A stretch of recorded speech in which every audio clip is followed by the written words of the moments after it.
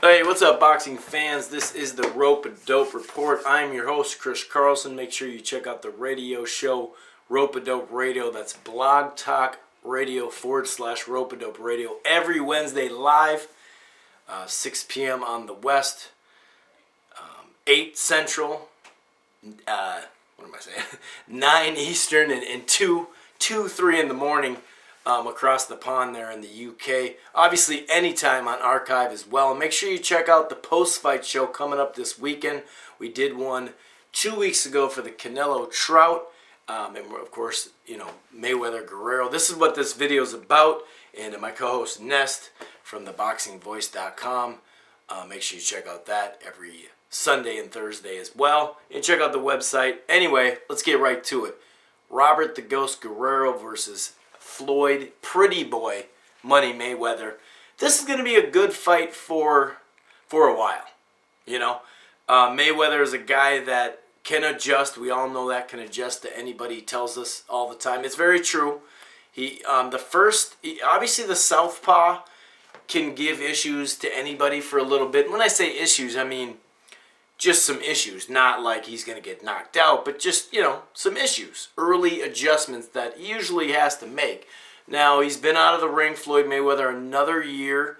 He went to jail. Looks like he beefed up from that. He came out looking like, Money May freaking wrestler. But no, he was kind of stocky when he came out. He had the haircut, that little fresh cut he had. That actually looked pretty funny.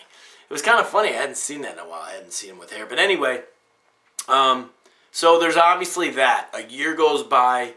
Will the rust set in? There's going to be a little bit of rust early. I know that, he's sharp. He's had a long camp. Floyd Sr.'s back, so the jab will be back. I think that's a good move. A lot of people are wondering what is behind that.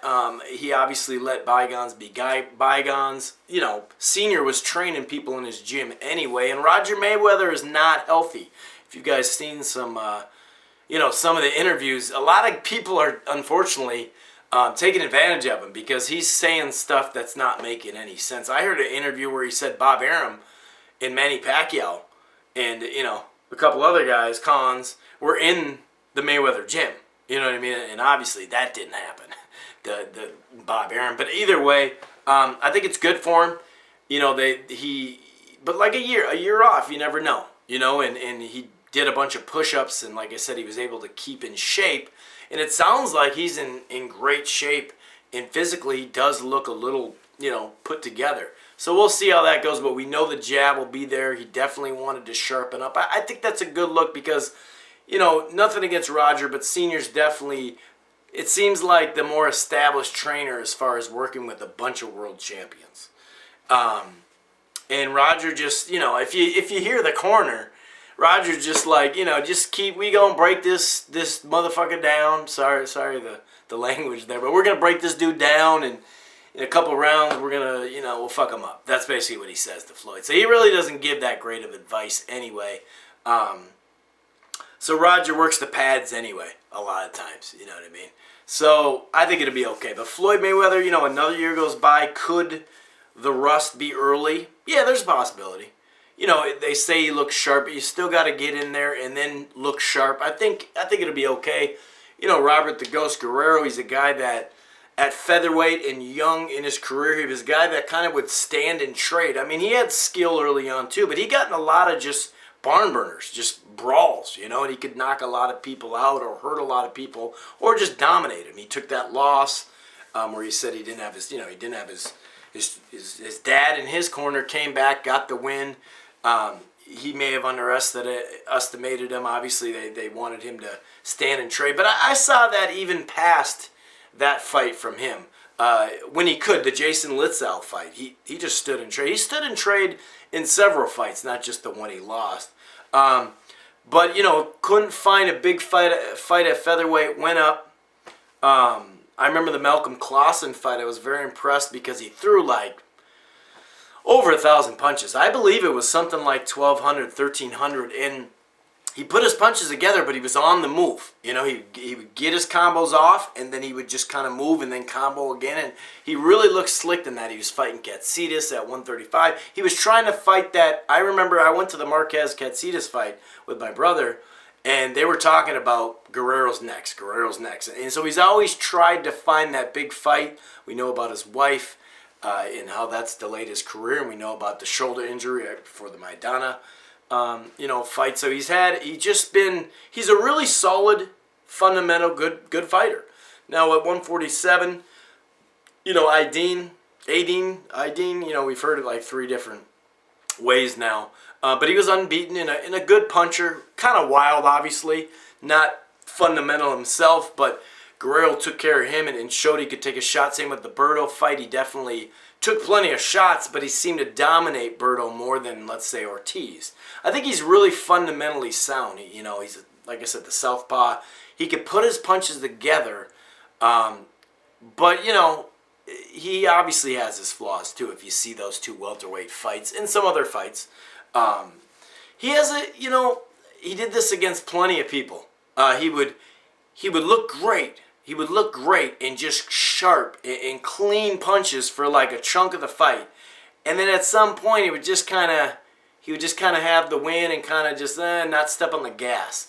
And I think that he's not doing that anymore. Ever since he's been to welterweight, he did that against Casimiro, got knocked down late in that fight. I think that was at 140. Either way, good, solid fighter. In this fight, I see actually Guerrero having success early in the fight. I think it's going to be a very entertaining fight to watch. I think Guerrero, that whole thing that he did with Berto, grabbing the head and hit, that's not going to work with Floyd. You could try it. I mean, I'm not saying don't try it, but it's not going to work long because Floyd will put up the elbow.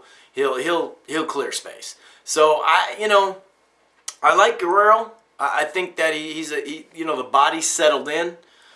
He was at 157, I think 6 days, or his 7-day weigh-in. So, wait, it wasn't 157. It wasn't 157. It was, it was 7 pounds. It was 153 maybe.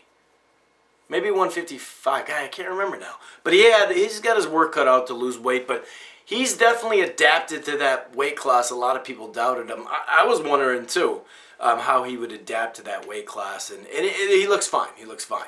So I think it'll be a good fight. I think it'll be entertaining. I don't think Floyd will be moving or running like people say he does at times.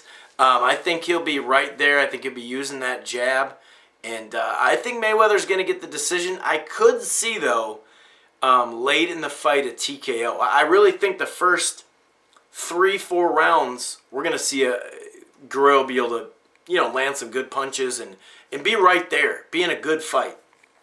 But then we're going to see Floyd adjust like he usually does, and I think he'll turn into more of a dominant performance. I really do. Not taking anything away from Robert the Ghost Guerrero. I think, like I said, he's fundamentally a good fighter. He's on the cusp of being a great fighter. He just hasn't had that name, and this will raise his level. But then, but also I think he can go. He can fight after it and have a great career. Very solid career. I mean, he's won a lot of belts at weight classes, fought solid guys, hasn't fought that elite guy yet. But then again, he was trying to get Marquez. He was trying to get these guys. So, like Vic Ortiz, had a little bit of success against Mayweather, was able to get him in the rope, but then he wouldn't land. And so I think he's definitely a better fighter, I think, offensively, probably just in general, than Victor Ortiz. So I think Guerrero will give us, a good fight to watch. And like I said, I'm going to do a video in just a little bit. I think that the undercard will be fun too. So I'm going to pick Floyd by decision, but I think it'll be pretty dominant by the time, the 5th, the 6th, the 7th. For sure, halfway through the fight, he'll start to take over. And I wouldn't be surprised at a TKO. Either way, like I said, make sure you check out Rope-A-Dope Radio at blogtalkradio.com/Rope-A-Dope Radio, and check out that post-fight show too. It's basically you can schedule a show every half hour. So where you live, if it's if it's 11:30 or 12, more than likely it'll be midnight Central, 1 Eastern and 10, something like that on the West Coast. But every half hour. So if it's 15 after, just think, in 15 minutes the show is going to start. Anyway, you guys enjoy the fights. Peace.